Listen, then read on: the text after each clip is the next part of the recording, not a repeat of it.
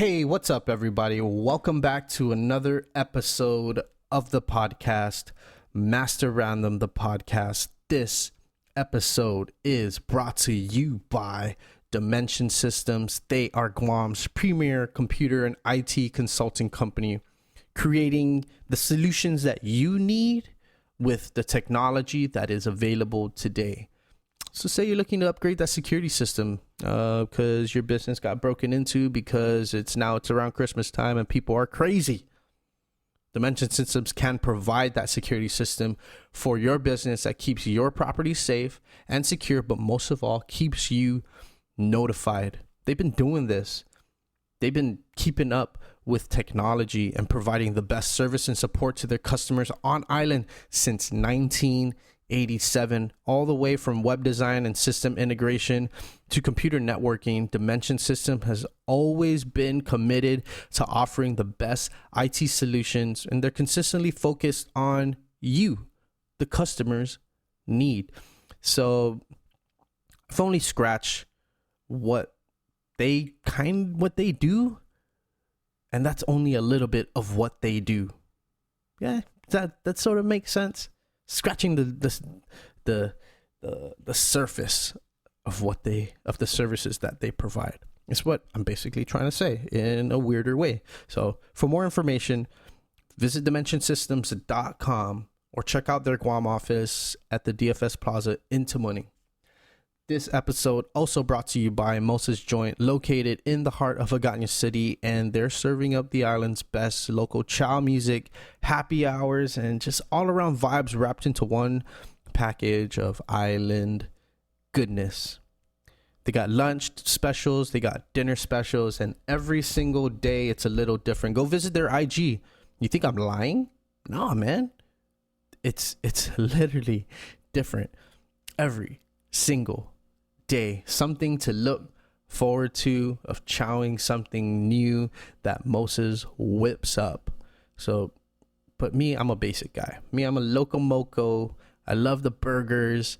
I basically get the same stuff all the time. I'm not an adventurous person. I'll see a special that'll have a wrap in it, and I'm down for it. Super down for it. So go check them out daily from 11 a.m. to 9 p.m. until 10 p.m. on Fridays and Saturdays. No discount code, but I'll be giving away some free stuff over IG stories and social media and stuff like that. This episode also brought to you by our longest running sponsor, Stroll Guam. Go download the Stroll Guam app today, available in both the App Store and the Google Play Store. And when you do, you'll be downloading the most convenient, affordable, and safest way to get around the island. Stroll, they have just launched their delivery services, which includes food delivery and document delivery. So go try it out. Use the code MASTERGU to save $10 off your next Stroll Guam ride. The catch is that you can only use it once. So if you've never used Stroll Guam before, this is a perfect chance to go and try and use it. $10 off. It literally takes maybe about $14 to get from Agana to Tumon. That's $4 for your ride over there.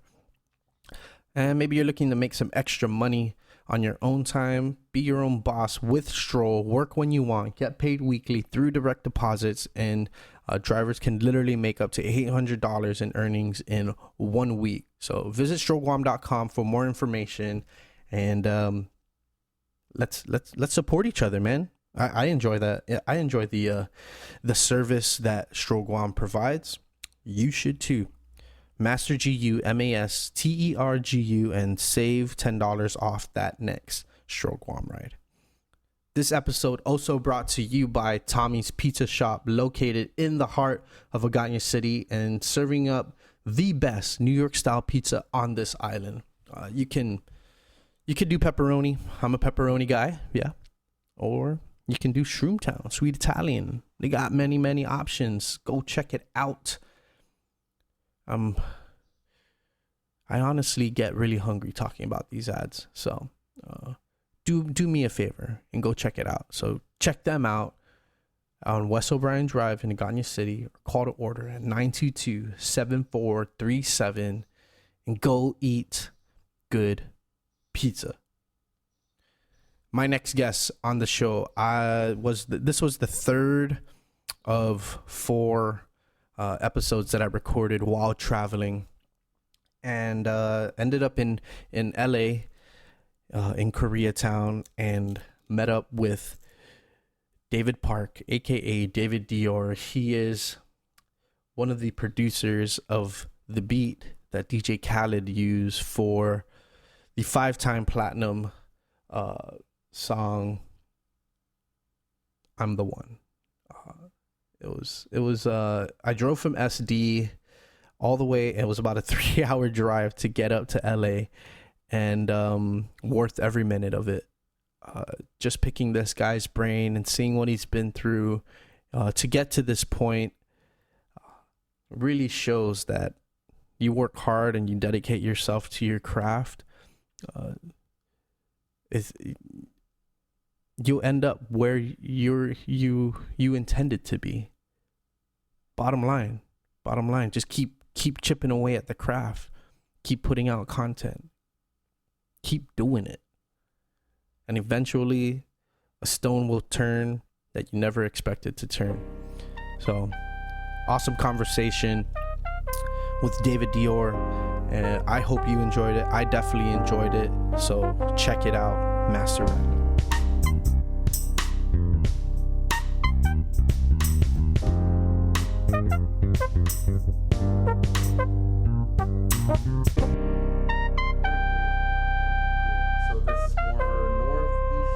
Central. Oh shit, so like right in the part of LA, yeah. Okay. Shit, so how long you been living out here? Since 2015. 2015, I moved out here like in June 2015. Oh, so not too long. Yeah. It hasn't been that long. What were you doing prior to that? Like in Guam? Oh, so you were in Guam. Yeah. All right. Yeah. So just a little bit of your background then. Where does it all sort of Well, I was start born in LA. All right. And then my family decided to, like, them and their friends, like, decided to move to Guam for, like, a business opportunity. Okay. Because tourism was, like, really big, you know? And, like... What year was this? Like, before you were born? Or after you were born, right? Obviously. 1993. Okay. We weren't even supposed to stay there. Like, we were supposed to stay there, like, a year max. But, like, you know, shit happens. Like, in Guam, you tend to just stay there, you know? Yeah. And just grew up there. Like, went to school my whole life there. Just like, and then I came out here like really late, like for college when I was like 17 after I graduated high school. I went to NorCal, like Stockton area, to go to school. Eventually, I dropped out after like a year. What were you planning on studying? I was in a pre-dental, studying to become a dentist and shit. That's crazy. It's super random. Yeah. Well, I mean, it seems like the usual route for especially not just Asian cultures, dude, but the Pacific region. At least especially for Koreans. Okay. Damn near all my friends right now are like pharmacists and dentists. I'm the only one who like went the weird way. You know? Yeah. So it's almost like how is it? I guess both your parents are Korean then, and so you grew up in a really with the Korean culture still extremely embedded into the way you grew up. Yeah. For sure. Yeah. Like my parents still like they can speak English, but they're not as fluent as the Korean parents out here. Just because there's so many Koreans on Guam, they don't even like feel the need to speak English. Like my dad's relatively good, but like my mom like rarely speaks English. Yeah, she just doesn't really care to. Yeah, they just like never like were forced to learn it in a way. My dad was kind of, but my mom not so much. Yeah. I mean, it's kind of it always makes me curious, right? Because like Guam is always when you think Guam, people are like, oh, Chamorro this, but Chamorro that, but I always think back and I'm like, wait, hold on.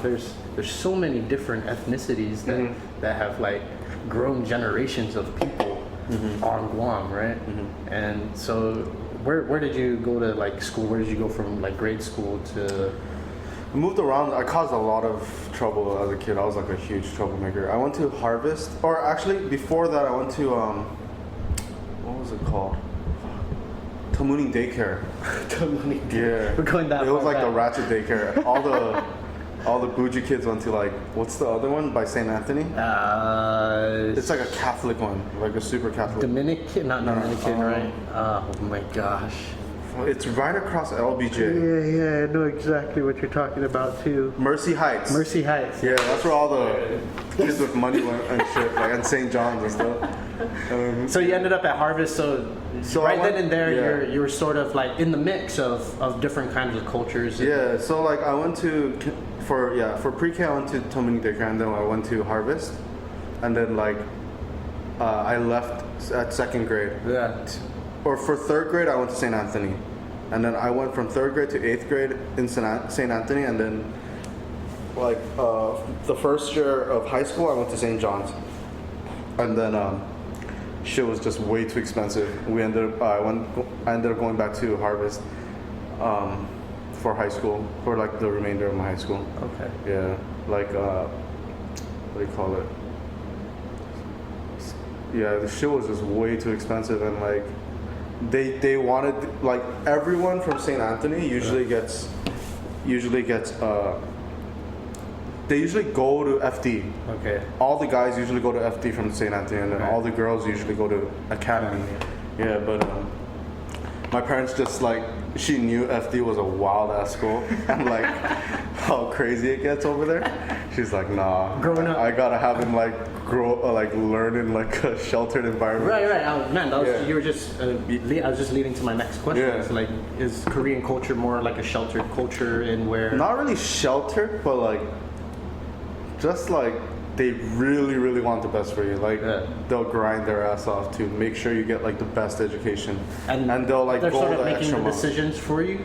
In the sense. Oh yeah. Like you don't have any say. Like I wanted to go to FD because all my homies were going to FD. Right. So like it really sucked. Like I was totally new. I didn't know anyone at St. John's and like, but everyone was hella cool. Like surprisingly, you think like a rich school would have like what super year, like. What year did you graduate? I graduated 08. 08. How about you? I'm 05. Oh shit. Yeah. What school? FD. Oh shit. Wait. I came from Do you know Bishop, Matthew Lee? I know Matt Lee. Yeah, that's my homie's brother, Mark Lee's brother. Yeah. Okay. Yeah, and like Matt Lee, you're talking about big Matt Lee, right? Tall dude. Karate Matt Lee. Does he karate? He's just real big. Yeah, He's real huge. No, I think he did like something like taekwondo or some shit. Yeah, some shit like that. Maybe judo. I don't know. Yeah, man, he's out in Korea. It's crazy. He's like got a family and everything now. No way. Yeah, like he got married in Guam. Like he came back to Guam and he has a kid now, like a daughter, I think. Yeah. So that was one of your homies that sort of just like. His brother, his little brother Mark, is my age. So like, we graduated. So you know, so I believe Amit your year, right? Amit, Sakta. Oh yeah. He was in my grade. Yeah, right. St. John's. He wasn't in my class, but he was in my grade. Okay. Yeah. So where does the music aspect of you come from? Is your mom's side musically inclined? Is your dad's side musically inclined? I want to say my dad, just because he actually bothered to try learning an instrument and shit. What did he play? Like he played the guitar. Okay. And then that was pretty much it. But like I was always like super. Probably like, I was always into music, right? But like I wasn't like trying to become a producer or whatever. Like I was just like a huge fan of music. Like, what was your like influences when you were growing up? Like everyone had like those phases, you know. Like, but always like. It, like older most siblings? kids like older hated siblings? Me? No, I was an only child till I was like 11. Okay. And then I had a little brother. Okay. But yeah, like most kids like they don't really fuck with the shit that plays on the radio, like early on, like especially as like a teen and stuff. Yeah. They're more into like. Me, I fell in because of the person my older sister was dating. I fell into rock, alternative rock. Yeah, rock. Me too. Exactly. I was into like hell into like ska and emo and like post-hardcore and shit. And, like that shit made me want to learn the drums, and that's where I learned the drums. Like I started taking lessons and shit for like a really short while. And a really short while. Yeah. Just like I don't like taking lessons. That's what I realized. Like I fucking like hate doing like one-on-one tutoring or one-on-one lessons and shit. Like, right. But like I learned a lot for sure. And then like I learned at this church that I used to go to. Like one of the drummers there was like kind of like an instructor too, and she did like private lessons and stuff. Yeah. But I was super into rock music, but I also really liked hip hop, like fucking what was popping that time, like Eminem, Dr. Dre, Eminem for sure, Dr. Dre, like pop. Early 2000s. Shit. I mean, if you think about the way hip hop started turning into sort of mainstream, right? Yeah, but at the same time I was into that shit, like rock and all that stuff. But I was also like, I was super into like fucking 50 Cent, like whatever rapper was popping that time, like. Who else? Like Ja Rule and shit. I love those songs. Yeah, even to this day. And like, and then like, I was into a lot of different styles of music. Just like if the song was really like, if I really liked the song, it didn't really matter like if it was like rock or not. Yeah. What made you get into producing now? I mean, you dabbled in. It sounds like you dabbled in, trying to learn an instrument. Yeah. And now you're this huge fan of music, and you can say that your background of what you knew, I guess, at the time, and from the time you started listening to music to this time you started producing music, what was it that sort of led you to that evolution? After so like in my first year of college, like. After I dropped... You're going to be a dentist? Yeah. Okay. It's the school's UOP, University of the Pacific. I think there's a couple of Guam cats that go there now. But after I dropped out, like I ended up moving back home and just like working and shit. And I had a lot of downtime. You know how it is in Guam. Like, if you're not really doing shit, you're really not doing shit. Yeah. So, I said this maybe a couple times already. I was talking to my friend. He goes, out here it forces you to do shit. Yeah. Back home, the rent here is gonna make you work. The rent here is retarded, bro. Like fucking. If you don't want to do shit back home, you don't necessarily have to do shit. If you don't grind out here, like unless you're like some fucking rich kid or whatever. Yeah. Like it's trust fund baby. Yeah, man. Like the first like couple years here was like hell.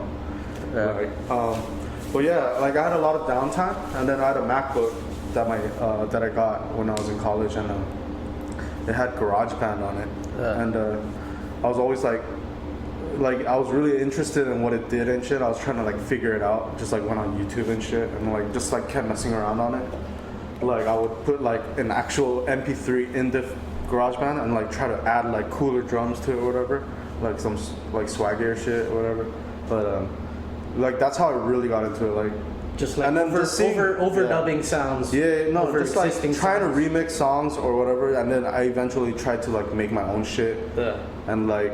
Did you ever get into DJing or anything like that? Yeah, I DJ now. Okay. Yeah, I just got into it like 2 years ago. Like I've always meant to get into it, but it's just like the shit costing money and stuff. Like I didn't have time to like buy a fucking. So right now we're speaking in around the 2009, 2010 time. Yeah. So like I was just making my own like instrumentals or like my own songs on GarageBand and shit, and like it was super trash. Like I would never. Like, is it because you're your own worst critic, or no? Like, if I like played it for someone, they'll be like, oh my god, turn that shit off. It's just like the instruments sound hella generic and like fake, and like it just doesn't sound like an actual song. It's just really bad. Like I can't even listen to that shit anymore.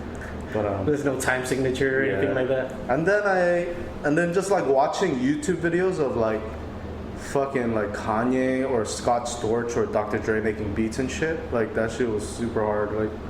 Like it made me want to do it. Like they're not out on stage. I'm like very introverted, so I don't really like talk to new people, or I don't like being in front of a crowd and shit. Yeah. So I never was interested in doing that shit. But like just seeing them behind the scenes in the fucking lab, just like smoking and just vibing out and shit, and like making music and shit. Like that's kind of the part of music so that you wanted to put yourself into. Yeah, like behind the scenes, just doing shit, like being in control of what I make and shit like that. Yeah. Most artists, they don't really get to control what sound they want to go with, what direction they want to go with. Like us producers, we crave that way. Like we bring in the new sounds, we bring in the new trends, like regarding music and shit. Because like most music is like you have a beat behind it, you know, like an instrumental. Huh.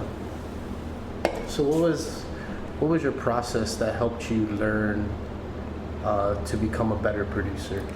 Just like always like researching online, like how to like YouTube changed the game for you, huh? Like, yeah, for sure. And like not just YouTube, but like there were a lot of like online forums. The internet really changed the game for me, and I'm sure a lot of other people. But like just like teaching myself like how to do like fancy ass chords on the piano and stuff, and like just like learning shit like how to do drums or how to make a certain sound, like, and like how to imitate a certain way, like doing shit like that, like really makes you learn. And like just through trial and error, like making really shitty songs over and over again, like you eventually get good. Like how many shitty songs do you think you've gone through? Fuck, like at least over 2,000, like 3,000 maybe. Like I was making like fucking 10 to like 15 beats a day. Like even if it's an incomplete idea, just move on to the next one. Just move on to the next one. Right. Just trying new shit. Like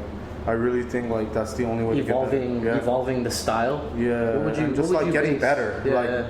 Like your ear starts like developing. Like you start like noticing shit about like what makes a record really big and what makes a record like just a record. So the development isn't necessarily finding your style, but seeing what just works trying for things, your ear. shooting darts, and just like you eventually realize stuff like no, you wouldn't do this in this song. It would sound corny as fuck. Or like just like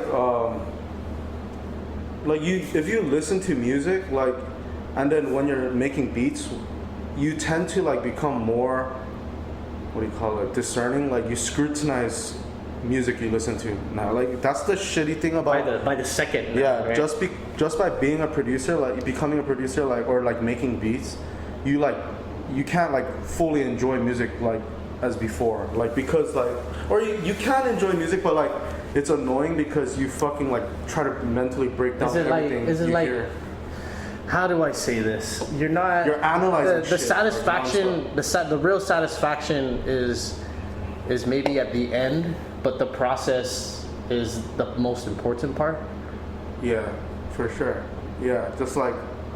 But because the process is never fun, right? What do you mean? I mean, like just the process to becoming better or to develop a song. No, you can bid it on a grand scheme or on an individual sense. Right? No, it's so fun, like super fun. Like it's not bad at all. Like that shit was a hobby at first to me. I wasn't trying to be a producer. I just really liked making my own shit. Like I thought that was super tight. Like I didn't have anything to record shit with or anything, but like just having the computer with the little program where you can make beats and shit. Yeah. Like that shit was super fun. I would just like spend so much time doing that shit. But yeah, like I enjoyed it. Like I might not like the songs that I was making before, but like that shit was super fun. Like I'm sure a lot of people can agree. Well, are they things that you would have shared with people, or are these things that at least your beats, right? For throughout the years. No, I didn't really like. I would upload it like later on, towards when I kind of felt like I was getting better. Yeah. I had like the confidence to upload them on SoundCloud and shit and share it on Facebook, but like get like 10 views. Well, the sense of confidence, right? It might be different than like DJing live maybe, or performing it live or recording live, because now that you've scrutinized, you're basically the drummer, the bassist, the keyboardist, everything, So your all-encompassing scrutiny of your own product is pretty much a direct reflection of yourself. Yeah, for sure. So it may have been sort of a like you said, the confidence to come out with it. Yeah, because I'm a harsh critic, like, to myself for sure. Like, I don't ever want to release some shit that sounds whack or whatever, you know? Like, I only want to make, like, huge songs now. Like, songs that get played all over the world. Right. Or I won't even bother. Like, but, like, and I also, like, I'm a fan of music, that's why. So, like, that's another reason why I enjoy doing this shit. Because I love music so much. Just, like, shit's just fun. When did you know you were starting to break through the seams? when like I was getting like more and more views on SoundCloud or like listens on SoundCloud and shit. Like, what were you averaging by then? Like this one time, like so like towards like 2014, I like did a remix of this Rihanna song. Yeah. And like I just like uploaded it. I didn't really care about it. I just like forgot about it. And then out of nowhere, like my SoundCloud, like probably like a day later, my SoundCloud was like blowing up. I was getting messages and shit like asking for the downloadable file, and like it went up to like 50,000 views. I was like, holy fuck, like this is crazy. Like people are posting my shit on Reddit and stuff like that. No way. Like in the little like trap community. Like, I did like a little trap remix, and it was fucking nuts. I was like, holy shit, that's crazy. I actually have a chance at this shit. And then yeah, and then a slight glimmer of virality, right? Is that the word that I'm looking for? Like hope, I guess, like, or like it was a pleasant surprise, you know. Right. But and then next was like when my producing partner Nick Knack, when I first met him, I was in Guam, and he like. Is he from Guam also? No, he's from the Bay. Okay. He's from San Francisco. But you met him back home. Yeah, he came to Guam like a while ago, like for. He DJ'd for Pia. Okay. Yeah, when she played at Guam Live, like the first ever Guam Live. Okay. That's why they were there, and I just randomly ran into him in this restaurant, Rotary Sushi. Right. Yeah, I ran into him there, and then I like ran up on him. I was just like, "Yo, what's up? Like, I know who you are. Like, I make beats too. Like, I would love to like work with you and shit." And he. Or like I didn't say that. I said I also want to get like I want to become a producer and like do big things and shit. And he was just like, yeah, what kind of program you use to make music and stuff. Like he was like genuinely interested in talking to me and he was like, it wasn't like another person running up to me with beats. No, he's like the nicest guy. Oh, okay. But yeah, like I was afraid that would happen, but like so I tried to keep it brief. And then he was like right before I went, he was just like, yo, like give me your like Twitter account and your email and shit, send me some beats and stuff. And then I was like, holy fuck, hell yeah. I drove straight home. I just like sent him like a bunch of shit that I made, and then like he hit me back right away. He was like, yo, this shit is fire, like that's crazy how you make beats and shit. Like we just like kept going back and forth. Right. And then he, of course, like a couple days later, he had to go back to the States, and he was like killing it during that time. Okay. Like he didn't have to do that, you know, like he had to listen to your shit. He had songs on like so many songs on the chart, like Loyal, Ayo, Do It Again by Pia, like all that shit was doing hell well. He was on a hot streak during that time. Okay. So like I can't even imagine. She was probably super crazy for him, but I was like nonstop hitting him and stuff, and then like kind of just like faded out, just like he was doing his own shit, I was doing my own thing, back home, and then just like that's when I like decided to move out to LA because like even he believes in my shit. He was like the first person to really like give me props for my songs and stuff. And that was definitely an ego booster, a confidence builder. Huge confidence booster. Like, but I was working nonstop, like a bunch of jobs in Guam. Like I was like working for a tour company, doing accounting and shit, and then I ended up working at Lacoste in Tumon Sands Plaza. Yeah. Like back when they were there. Right. Just working part time and shit, and just like figuring out what the fuck I'm gonna do with my life and shit. I was like thinking about going back to UOG and stuff like that, and then I was like, you know, fuck it, just like I want to try moving out to the States one more time and just like try doing this shit. Not because I wanted to become a producer, that was always in the back of my head, but because I needed to get my shit together. I was making like fucking, I want to say like $8.25 an hour working at fucking Lacoste, weak ass Lacoste. Yeah. I was like so pissed at that. I was making like zero money. I was broke as fuck. So I sold all my shit, like sold my car, sold everything with my girl, and just like we moved out here together. Yeah, it's crazy. Wild ride. What was the first thought when you landed? Fucking 7-Eleven to get a hot dog. I was fucking starving. It was like 4 a.m. too. Everything was closed. Did you come out here with a plan? No plan. Just like, the plan was to get a job right away as soon as I moved in. Yeah. So, found a place, got a car with like what money I had, like what I saved up by like selling shit and like all that hustling and shit. And then I got a job as a receptionist, and then my girl got a job at the streetwear store on Melrose called Wild Style. And then we were just both like grinding and just like working for like first year until I decided to hit up Nick Nack again. I was just like, maybe I should try hitting him again, like see what he's up to. And so then, you like, spent almost a year before you hit him up? Yeah.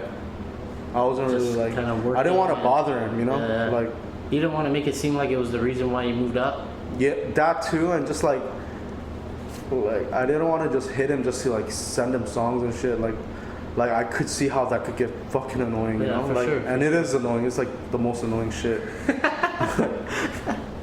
Because you're experiencing it because you don't want to yourself. be a mean guy. Like when people like send me beats, I listen to them. Yeah. But like if the shit is like really bad, I won't even reply. Take my time to reply. It's just like, that came out wrong. Just like that came out super douchey. No, like I don't know what to say. I'm not saying I won't reply. It's hard to reply. Right.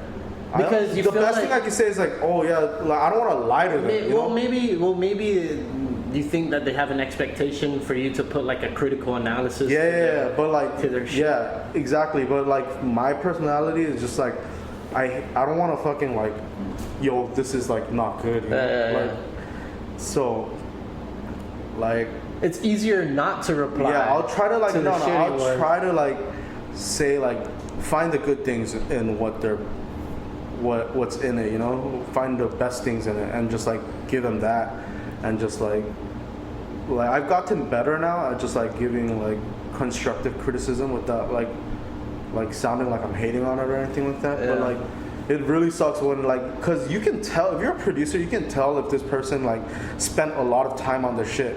Like, it's super insulting when someone sends you something and it's like they made it in like 5 seconds and it just sounds like garbage, you know? That's when it gets me pissed off. Like I'll listen to everything. Like, I'll listen to it. Do you get a lot? I'm like always listening, like hoping like there's someone fucking dope out there. Like, I want to sign them ASAP, you know? Like, but it's just like super lazily done, because when I was coming up, I never sent anyone anything unless I knew it was super fucking like fire. Like, I would have to compare that shit with actual songs, like back and forth, to see if it's in the same like field, you know? Yeah, maybe the route you took with starting out of remixing over existing songs could have really, because you're imitating, guided your style and what you understand music's supposed to sound like today, right? Yeah, and like when you listen to a song, there's already a template. It's done for you. Yeah. There's an intro, there's a verse, there's a pre-hook, there's a hook, chorus, post-hook. It shows you how to structure a song already, just by trying to imitate a song, whatever. But just like, it's mad annoying when like, it's hella insulting as a producer if you're not really giving it an effort and just like just think you can just like send this to people and like waste people's day, like waste people's time just making them listen to your garbage, or like put some effort into it, you know? You can tell there is a fine line between if you put an effort into it. Like, a song can be bad, but it can sound like it was done really well. Like, it was like... Are you saying like mix and mastered? Not mix and mastered. Just like the way, the thought you're putting into the song. Because just like... It's tricky, but... sort of explain to me what the process is then. You know, like what do you sort of... Just like, it's all in the vibe, of course, just like what you're feeling and shit, but like...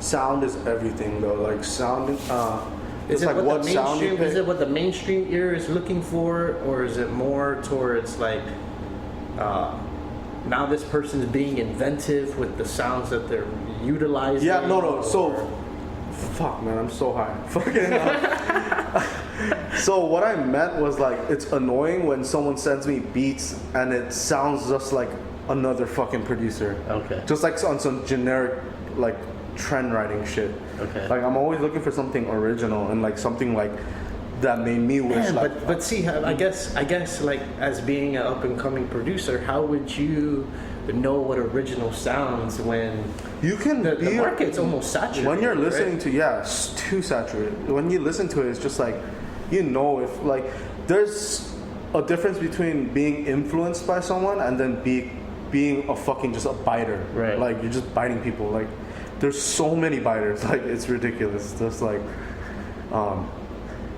you can tell. Like every person will have their own style eventually. Like if they really try to find their own sound and stuff, and just like their own style. But you can tell if you have a trained ear, like not trained ear, like if you're really like into music and shit, you can discern which is which. Like if this shit is just a rip off of like another producer. Yeah, I can. I mean, when I listen to music, I can sort of hear when a song like shit. This thing sounds almost like familiar. Yeah. Right? It's like that. But maybe one of my friends told me that the sounds that we listen to now are the sounds that we grew up with. Nursery rhymes, all those same schemes and rhyme schemes and utilizations of melodies is sort of the same, right? Yeah, I mean it's art, so and that's like a form of art too, like poems and shit. But it's all in the same lane. It's just like different elements, I guess. But yeah. So damn, we sidetracked a little bit. So you moved out. It's been a year. You hit up Knick Knack. Yeah. And what was the train? How does the story continue on? So I was working my office job as a receptionist in K-Town. Actually, it's like right across the street, the office. But so I decided to hit him up, and surprisingly he replied, and I didn't expect him to. I would have thought he changed his number by then and stuff like that. But yeah, he replied. He was like, "Yo, send me beats." I was like, "I got you," and I sent him like a bunch of like my new shit, just like stuff I've been working on and stuff. And he was super like fucking with it. Like he liked how like modern it sounded and how original it was, and just like how like cool the song sounded. What do you think it is about your music that you can use?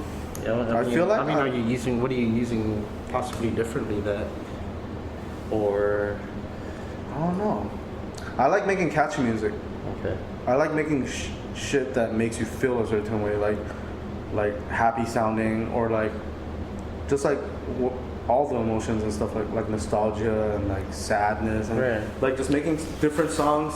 But I like making those songs, but I like making them like that emotion, but also catchy at the same time. Yeah, well, I kind of see what you're saying now. I guess he really liked that. Yeah. To be a producer, you have to be able to express be able to invoke emotion from the listener. Yeah, for sure. Without them having to listen to the words. Yeah, for sure. And just like, I liked making catchy songs just because like I liked that. I didn't really like trying making super complex music or anything. Just like something catchy, like something pleasing to the ear. And 64 beat snare. And like Nick just really liked how like the song sounded, and like I guess he saw the potential that the songs could actually be playing on the radio, because the only songs that play on the radio now is just like catchy shit, you know? Right. Like big songs, like that's what sells. Sadly. I mean, listen to Maroon 5's most latest song, right? I mean, that's 4 chords. That's 4 of the simplest chords you can play on a guitar. 99% pop music is 4 chords. It's all 4 chords, Yeah, but yeah, man, it's crazy. It's just what's most pleasing to the ear. Yeah, so we just started working, and then what do you call it? So how long was the process now? So like probably 2016, like in 2016, like April, we started, or like a little before that, we started working. Yeah. he was like, yo, I want you to join the team. Like, I want to have dinner with you and my manager, and let's talk about like you joining the team. I was like, holy fuck, like actually, like this is happening. Like I was like super nervous. And what does that entail? Joining the team is just that. So I like a gig or is no. Just so he wanted me to become a producing partner with him, like make beats with him and shit. Okay. So like yeah, they signed me there like under like as a part like they manage. We had a manager at the time, so he was managing us. Yeah, so I signed with his company, and then we just started making beats together, just doing going to these sessions, just making beats, making songs and shit. Yeah. And he was just like teaching me the ropes of everything. And by that time, I was still making music on GarageBand. Yeah.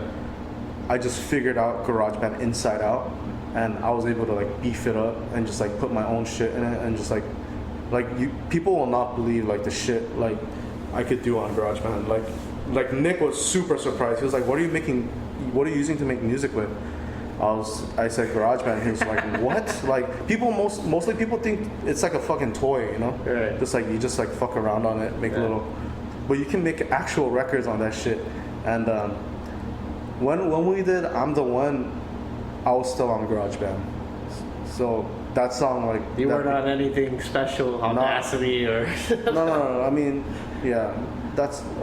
For the beat wise, yeah, it was like GarageBand, and Nick was using FL Studio. Okay, Fruity Loops. Yeah, and then he was like, "Yo, we gotta get you a new laptop, and you gotta start learning FL Studio."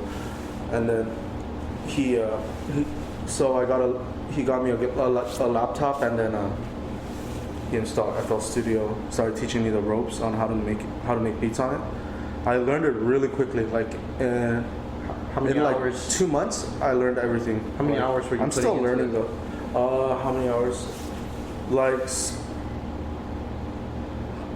probably like fucking at least 3 hours a day. Crash coursing it up. Yeah, just like trying to make beats like on my downtime and stuff. I was still working my day job as a receptionist, and then I was doing music on the side with Nick. So I was waking up at like 7 a.m., going to work from 8 a.m. to like 6 p.m. and then I'll drive to the studio, stay there till like 3 a.m., go back home, get some sleep, and I was doing that for like get some nap more than I was doing that for like 2 months straight, and I was literally going insane. Like I wasn't having enough sleep. I was taking Adderall so I can stay up at work and stuff. Stay up. Yeah, to stay up at work, and that shit was killing me. And then Nick was like, "Yo, you gotta quit. Like you gotta do this music shit full time." And then, I quit my job. It's just doing this music shit, but I still have to pay the bills. Right? Yeah. So I was just like working for one of my homies. He has a little business out here. Yeah. And then I'm just like, just doing that. But more flexibility with time to. Yeah, but I was making way less than, cause like it wasn't like a full-time thing. It was just like a side job. Yeah. And I was doing the music thing, and I wasn't getting paid yet. Like. You don't get paid a salary when you do like music and shit, you know? Right. Like especially producing. So it's like a huge gamble that I was taking. And luckily we started getting placements and stuff like, and then What does that mean? Like placements, like sold a song, you know? Okay. Like made a song and we sold it to a label or whatever, and they're using the song. Yeah, the first one was for me though was "I'm the One" though. Okay. Like, "I'm the One" was my first placement. It was fucking crazy. That's like I'm super lucky to have that. Like most people's first placement is like some whack shit, you know, like just like on your homie's mixtape or some shit, and they put it out on Apple Music or whatever, or on SoundCloud. Before we go into like I guess the production of, or actually let's switch that around. Before we go into how everything happened, how did you develop it? Where did the sound come from? For what? For "I'm the One." For "I'm the One." So me and Nick were in the session. Me and Nick and a couple of our homies that write. We were in a session, and he started the beat with the little bass and the synth and whatever. Yeah. And then it's a really simple beat. We made that beat in like 10 minutes. Yeah. It's the craziest shit ever. Like, and I did the vocal chops. So before I did the vocal chops on it. It's the little high pitch thing you hear. Yeah. Something like that. Yeah. So my homie sang on it, and then I took his vocals and I chopped it up, made it into like a 8-bar long melody. Yeah. And like nobody was doing that during the time. So I think the only Well, you person I chopped could it think up in a of, sense to where it's an actual melody for it was in while he was singing it, it was kind of playing in the back. So it wasn't in it yet until he sang on it, and I took the acapella from his vocals and I chopped it up and I put it in there, like a brand new melody, like tucked it in. What? And then we added the drums and shit. Okay. And then we forgot about the song for like a year. What? Yeah, like it was just sitting in our. Yeah. So what year was this? It wasn't on the one yet, so I'm not too sure, but it was like it had to be like late 2016, early 2016, I think. Right. Very early 2016, and what do you call it? And then we forgot about the song because like we had our homie cut it. He cut the vocals on it, and then we finished the song, but it was a demo, and then like we didn't really like think much of it. We just thought it was just like one of the songs we made, and then turns out one of our Nick's publisher, who's also my publisher now. I'm signed to her too now. She had the demo, and she got it to Khaled, and we had no idea the whole time. Did she get it to him because she thought it was a dope song, and she thought Khaled might like it. So she sort of understands the music, the way the music's supposed to go. She's a genius. She's been in the game a long ass time, like since the 90s. Right. Okay. So she knows her shit. So she's heard the way she's like hip-hop has she's an developed A&R in the also. okay, She's our okay. publisher, but she's also an A&R. She gets beats to people or records to people. Okay. Or So to she labels. already has these sort of connections. Then. Yeah. Okay. Her company, that's what she does for a job. So yeah, she got it to Khaled. But why Khaled? Do you know I why? have no idea. I guess she heard that Khaled was looking for beats. Okay. So she got that to him, and then Khaled like called us one day. He was just like, "Yo, like, don't ever use this. Don't ever give this beat to anyone. Right. I'm gonna use it." Okay. We're like, okay, fucking weird, but okay. Like, I don't know anyone who says that. Like, he was like, "Don't give it to anybody. I'm gonna use it. We the best." Yeah. And then fucking like damn near a year later, we were hearing rumors that like Khaled was using the song and he got some big ass people on it. So he was working magic behind the scenes and you had no idea. Yeah, people don't credit Khaled enough for that shit. That shit is not an easy thing to do, dude. What is it about his genius that makes him as such? Cause like his personality is like A1. Like nobody, like he's friends with everybody, and that's like not an easy thing to do, you know? Yeah. There's that, and then so he has the connections there, and then he had a vision for his album. Like he wanted it to sound a certain way. He wanted certain people on it, and like he killed it. Like just because you get certain people on it doesn't mean it's gonna pop off on the radio. It's not gonna do well, you know? Right. Like sometimes songs flop, you know? Like no matter how big it is or whatever. Right. Or who produced it? Yeah, whoever produced it or who's on it. Or like who's on it, right. Yeah, sometimes songs flop. It's like a huge gamble, and he's pouring money into this, you know? Because he believes in him. He believes in the project so much. So we heard like rumors that there were some big ass people on it, but we didn't know. Like he wasn't telling anybody. Like he's very, very secretive. So yeah, and then he invited us to his house. Okay. To show us who was on the song and shit. Like I was busy that I forgot what I was doing. I was taking like a family member somewhere, I think. And then Sorry, Khaled, I can't come over. yeah, it's crazy. But Nick went. Right. And then he came back, he fucking called me over to his house, and he was just like, "You're not gonna believe who's on this shit." I was like, "Who?" And he was like, "Bieber, Chance, and Quavo, and Lil Wayne." I was just like, I almost threw up. I was like, no fucking way.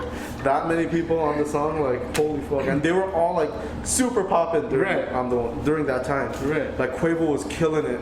They just released Culture One and shit, and then Bieber's always been popping. Right. His last album was really good. Yeah, super good. And then Chance was really blowing up with no problem, and he was like going viral and shit. Just his music was popping like crazy. And then Lil Wayne is legendary, right? He's the GOAT. Yeah. Right. So your initial reaction was to throw up. Then what?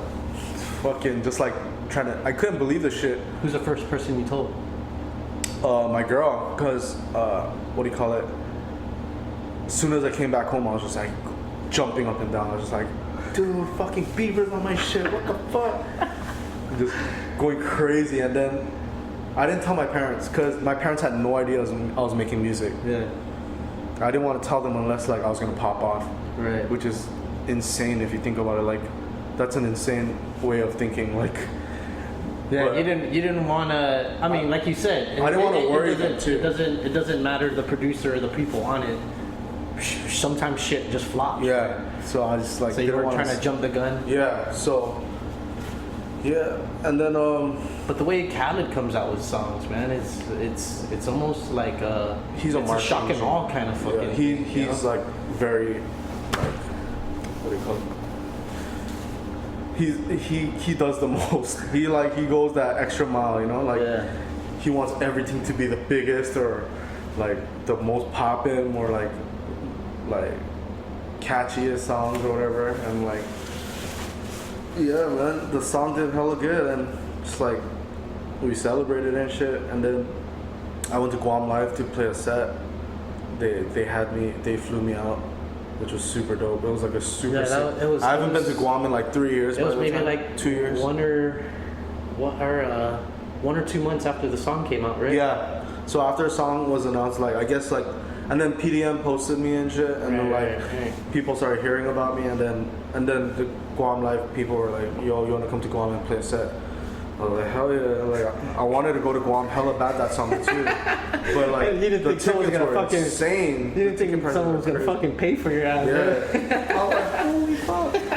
For us, 1, 2, me and my girl. No way. They got us a hotel and everything. They took care of us, dude. Shout out to Guam Live. So how do you continue to ride the wave? You know, I mean, nothing's really changed, honestly. Yeah, you've built momentum though. Yeah, right? definitely, especially in your credibility as a producer and or music producer, and the work that you do now. Yeah. Now sort of changes the aspect of who you are. Not who you are, but who you are as a producer, right? Yeah, like a lot of people still don't know about me, and they know that I'm doing this shit out here, but like it's crazy because like the people in the industry are knowing about me. Like they would come up to me and be like, I know you, and like when I introduce myself, they'll be like, oh, I know who you are. I'll be like, really? And just like they'll know who I am and like what I did and shit. It's crazy, just like people knowing who like they you just are, read what your you do and like shit. they just read your profile before they walked in. No, just like and they just like you run into someone and they just know who you are, and just like they know that you made like a big song and shit. Just like and like people acknowledging in the industry. In the industry. Right? So like they like treat you different, you know. Yeah. Like, what kind of you get a number one and they're just like all on your nuts. It's crazy. Like their tone switches up. Suddenly you're in sessions with unlimited budgets. You can order whatever the fuck you want. They'll ask if you want like food, like drugs, while you're trying to produce alcohol, music. whatever. Like they treat you like kings. It's crazy. But yeah, nothing's really changed. Like just like we just like thought, yo, like we gotta strike while this shit is hot. Like while people are fucking with us. We don't know when. Cause this shit is gonna pass by like for sure. Super fast. Like there's so many producers and for sure poppin' ass SoundCloud artists and like singers out there. Like these waves go by fast. Like so we had to like just grind super hard while we're doing well. So we're just getting it like the past 2 years, just been getting it in with sessions, like try to like work every day. Sessions with unlimited budgets? Nah, like mostly in our lab. You know, like those are only with like big artists. Okay. Like, but we're just cranking out beats and working with writers, making a bunch of demos, like hundreds and hundreds. So of you're demos. just trying to put out as much product as you can. Yeah, just stacking our folder with like hella like catalog, Right. just so like. Because it can be a year from now, and something that you made today, a year from now, will be like, Khaled again will be like, hey, so. That's what happened with fucking No Brainer. I made. So when I was That's in the Guam, latest one that just dropped. Okay. I was when I was in Guam for Guam Live. That's when I made No Brainer. I was in my brother's room in my parents' house, just working on beats because I was bored. Like I had some downtime, and I was just working on beats, and like I didn't really think of it too. And it's the same story. My publisher gets it to Khaled. Khaled hits us. He's like, "Yo, don't use this." Like I'm gonna use this shit. We're like, okay, like. And then it was the same. It's crazy. It's like it repeated. Like the same shit happened twice. It was like a deja vu, right? Yeah, man, that's fucking crazy, bro. And then we're just nothing really changed though. Just working every day. You're still hustling. Yeah. Is the hustle harder now that you have to? Yeah. Because the expectations are more. Right. And like there's more money on the line, and there's like bigger artists getting involved, bigger labels, bigger projects, everything. Just like the pressure's like there. You're like competing with fucking Drake and shit. Like it's crazy that I have a song out that's competing with Drake and Cardi B and these people like who are like super famous and like super poppin', and they're just like titans, you know. Like just trying to get that next hit, just making songs every day. Yeah. And it's not focusing on just one, just sort of keep on creating. Yeah, just keep on creating. Is that what you're learning, the sort of creative process is becoming? I mean, because if you're too focused on trying to make it, right? Yeah. You sort of lose sight of what the real vision. Yeah, a lot of people make music for the wrong reasons. That's how like I can tell when like their shit is just like some fraud shit. Like they just want to like get poppin' more than just like because they want to become a producer, you know? Like, well, you can tell. I don't know how to explain it, but you can definitely tell, like just by looking at a person and what they do and shit, like their demeanor. It's also because like making music is so accessible now, like than before. Like you got like tutorials online, like anyone can make music if they wanted to. Yeah. You know? But like, are you willing to fucking hustle for this shit and like really spend time on it? A lot of people want to take the shortcut and just get popping right away, and it doesn't happen. That's never gonna happen.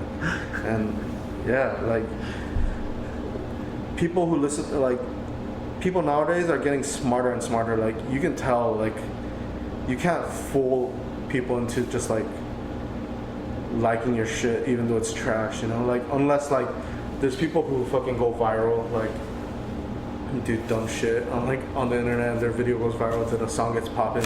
But like those are like, you don't see those people come back with that second hit, you know?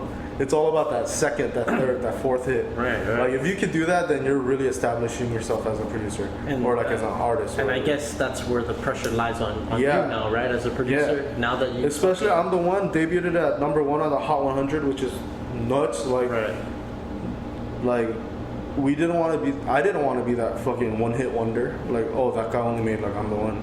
Yeah. Like, and he's doing hella better now. Like, nah, like that's why we had to come out with the second hit.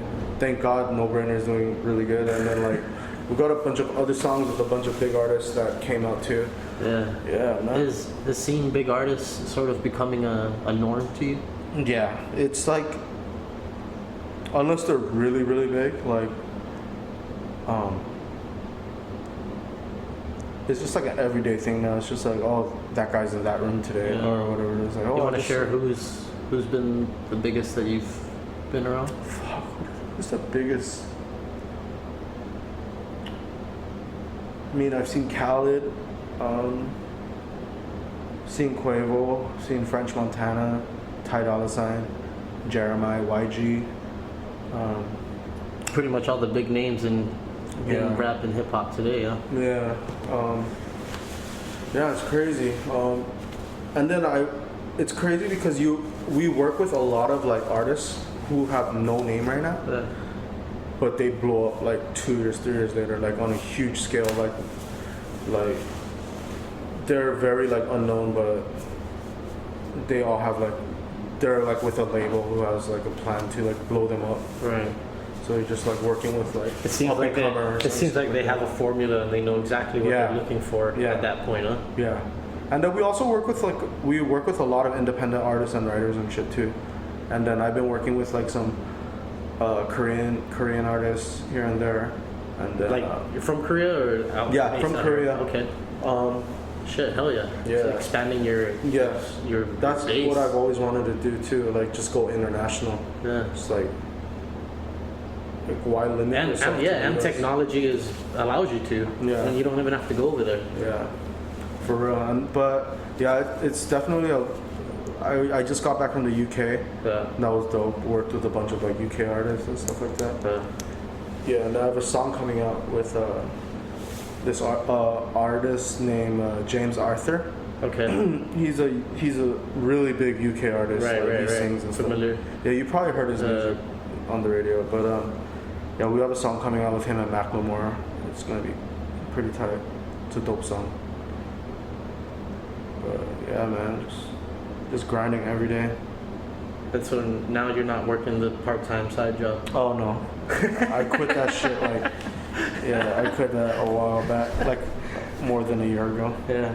Thank God. So yeah, it's dope. So your life is changing in a way. Yeah. You know, I mean, you said nothing's changed, but yeah, nothing's changed in the fact that like I'm still working, still grinding.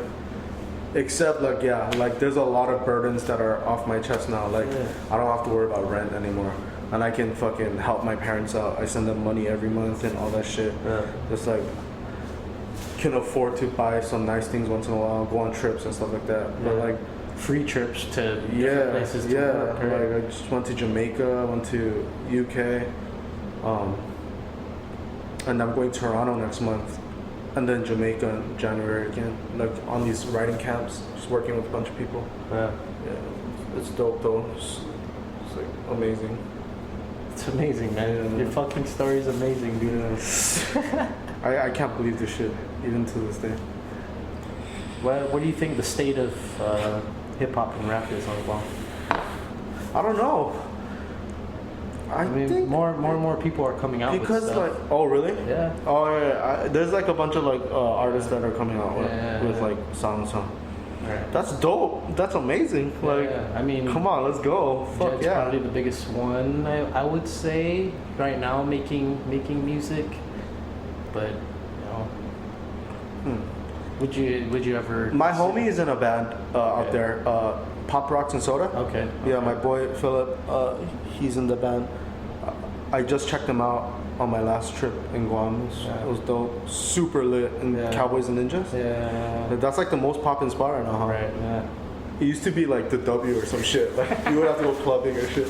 But now it's like bars, I guess. It's just like LA now. Like people don't really go clubbing anymore. Yeah, I mean, you go to bars. I think the and people shit. that do go clubbing are just the military, right? Yeah. Everyone else is Yeah. Like even out here, like most people don't go to clubs. You go to the bar, you go to bars and shit. But unless you're like an IG thought, you'll be at like Warwick or fucking One Oak or some shit. Yeah. Like, I don't really go out much. I like staying home, working on beats and just like playing video games and shit. Smoking weed. Your introverted personality still has stuck For even sure. with all the change. Yeah. I don't like going to like fucking big ass parties and showing my face, but I have to once in a while. It's part of the job. Like you gotta show face. You gotta like connect with like. Like come on, dude, just go to this time. Yeah. Yeah. Go tonight. You don't have to go tomorrow. Yeah. Stuff like that. It's crazy though. It's fun though. I mean, yeah. I'm not complaining. For it to have developed like this, right? Yeah. I mean, it seems it's unfolded pretty quickly, but you've also put in, it sounds like, copious amount of time into just learning a craft. I mean, you said you beefed up garage band to the point where people you probably won't even recognize it. Yeah. But yeah, like there was that, but there were definitely some long nights, like just like damn. I don't know if this shit's gonna be worth it. I'm not making any money. How the fuck am I gonna pay rent? I'm gonna be homeless and shit.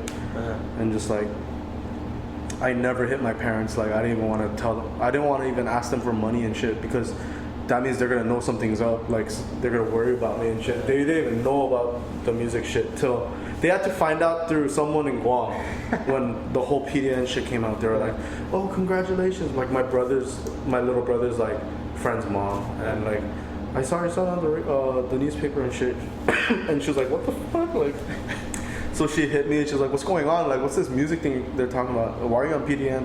And I told them, "Why are you on PDN?" Yeah, they were like, so I told them, they were like, "Holy crap, that's crazy." I thought they would be like, "What are you doing?" Like, because like most Korean parents, like before, like, what did they think they weren't liking that I was like spending time doing music and shit because like they thought I should be doing something more productive and stuff like that. Yeah, what, bro? Yeah.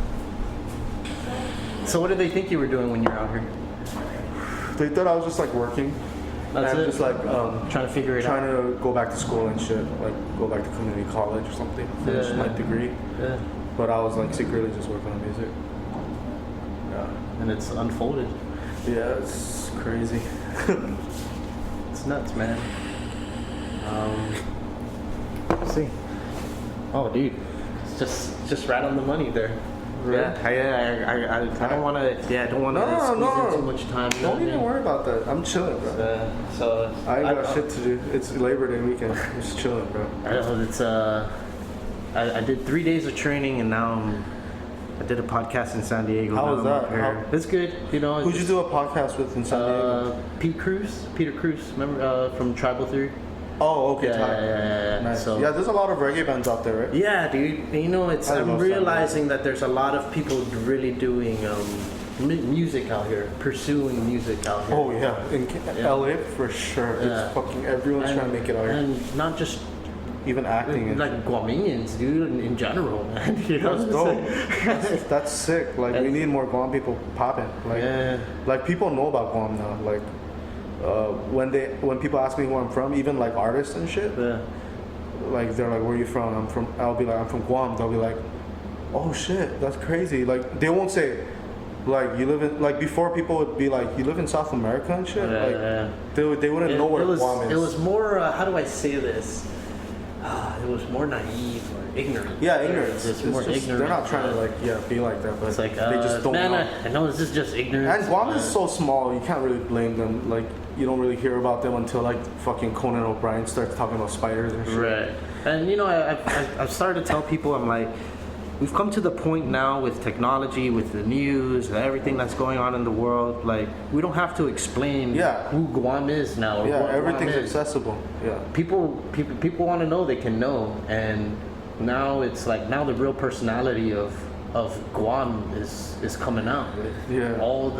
All the different people who have grown up there from different ethnic backgrounds and cultural backgrounds, dude, and now representing this place on bigger scales, right? Yeah, especially now, like with the internet and like Instagram and all that shit, like and SoundCloud, it's just like it's so easy to get discovered. Like people might not know, but like there are people, labels are always lurking on like SoundCloud and shit, and just like they're trying to be the first one to discover the next new poppin' artist, like the next new like Lil Uzi Vert or the next new Cardi B and shit, like. Yeah.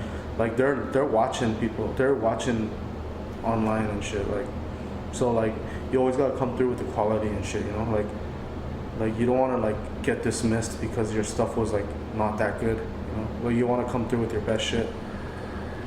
Just like that's why I think you should really like you need to take time when you like put stuff on the internet and like you're trying to like showcase your talent online and stuff. Like it should really matter. Yeah, look at like those that dance group in Guam, Skip, I think.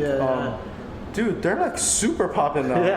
They put their shit on YouTube and they got hella views, and like Chris Brown posted them and shit. Yeah, Cardi B posted them. Their choreographer, I believe his name's Brian Esperon. I'm not sure. But I don't know him. Yeah, I just see his name all the time. Yeah, but like, just like that. Like I think they were even in a Pitbull music video or something like that. That's yeah, crazy. he like, or they're during one of his live shows for one of his songs. He used one of the YouTube videos he made, and it was like the checkered floor.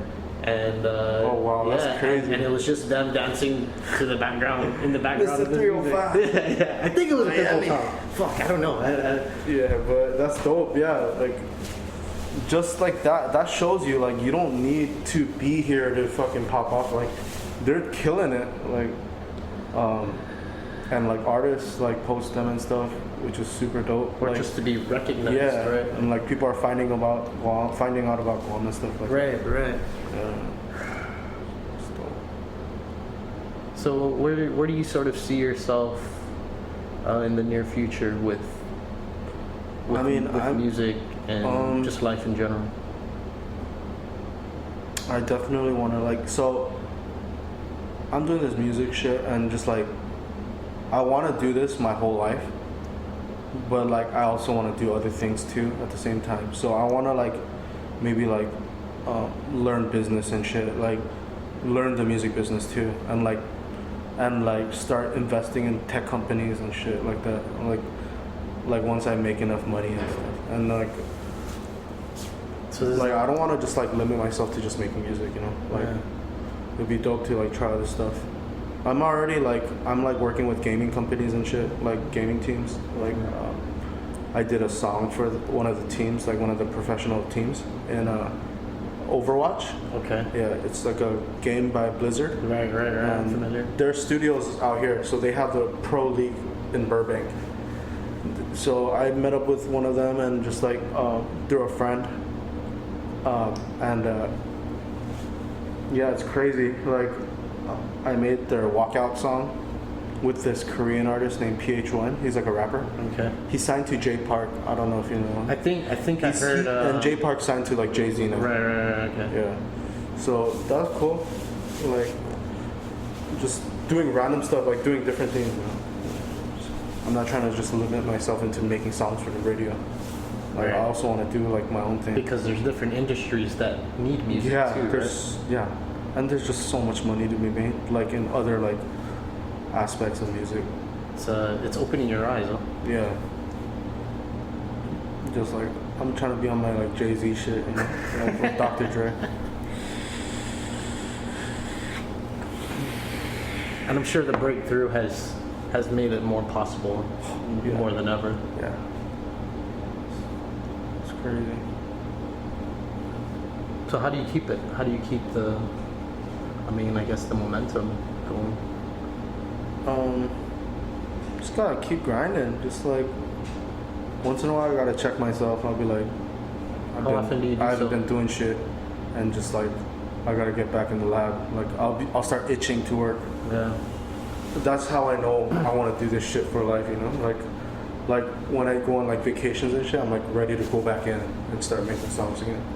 It's like exciting. It's like a vacation's like a mental reset, huh? Yeah, it's like you get burnt out once in a while. Like you make too many songs like in one day or like in a week. Yeah. Just doing back-to-back sessions every day, it just like really burns you out. That's like 16 hours a day every week, every day, like of your life just making music and shit. So you tend to get burnt out. But it's good to like do other shit at the same time. That's why I like to play video games. It's like completely different than like making music. Yeah. And just like hanging out with friends and stuff, going to watch a movie and like going on trips and stuff. It's hard though now, like to go on trips, like just because like you don't wanna. I get like mad FOMO, like I don't want to miss out on like a big session because this shit like is hella random. Like one day you'll have nothing on your schedule and then your publisher will hit you, yo, you gotta go to the studio, there's this guy, like he wants to work. What are you doing right now? Yeah, like I gotta cancel everything. Like I'll be in the middle of like eating, I gotta drop everything and go. Like just like it's like shit that, like that. Yeah. Like the landscape it's hard. forces you to be on that hustle all the time. Yeah, I was just in San Jose and my friend took me to the Google campus. Oh shit. And dude, it was like everything's free, you line up, but it's meant that sort of environment's meant to keep you working. Yeah. Like I can tell. That's how they get you. Yeah, with the amenities. I can tell with my friend when we were with him. Yeah. I can tell he was ready to get back. You know, like his mind was on work. You know, so it's like all right, dude.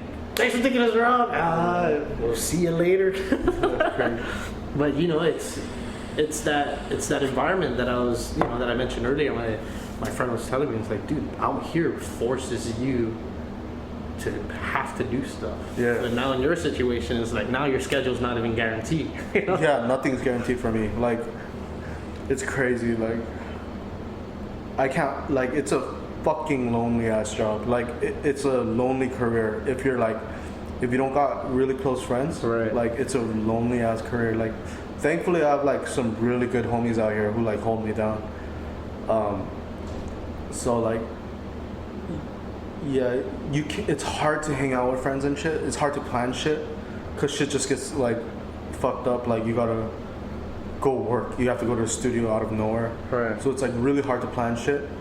Thankfully now, like we kind of call the shots. So we're like we want sessions from only Monday to Friday. So we don't really. So I rarely work on Saturdays and Sundays now, and like artists also they don't really like working on the weekends too. They want to fucking party and shit. Yeah. So it's like a win-win. I'm saying I know what you mean, bro. Yeah, they love Me too. party out here. But for me, I just like my favorite thing is to just get super baked and just watch Netflix and just like play games and ordering food or cook. That's like what I like to do. Your personality still holds strong throughout all this. Yeah, man. Like I like going to like festivals once in a while. Yeah. Just like letting loose, and sometimes I like going to the club. Like I can't really drink. I'm not a drinker. Like my body doesn't let me like. I can't like process it fast enough or some shit. I'll get really red after like one beer, stuff like that. I can't really drink alcohol. Even back in Guam, like I'll get so fucked up off of like one shot, or like. People will be jealous. Me too. I get red too when I drink. Are you Chamorro? I'm Chamorro. I do have Filipino in me. Yeah. Yeah. Oh shit. So I'm a mixed breed. Okay. Damn.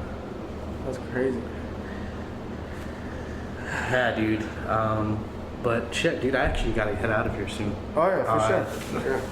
I'm meeting up with other people, and dude, I do really appreciate your time, of course. No, thanks for reaching out, dude. For reals, dude. I gotta credit it to Joan. You know. Yeah, she's amazing. I love her. She messaged me. She's like, "Hey, you're gonna be out there. You should hit this guy up." And I was That's like, crazy. Okay, shoot. Yeah, I really appreciate you. Yeah, she's really dope. She always held us down, like with the news, and like she always hit us up for interviews and stuff. Like every time a big song comes out. Yeah.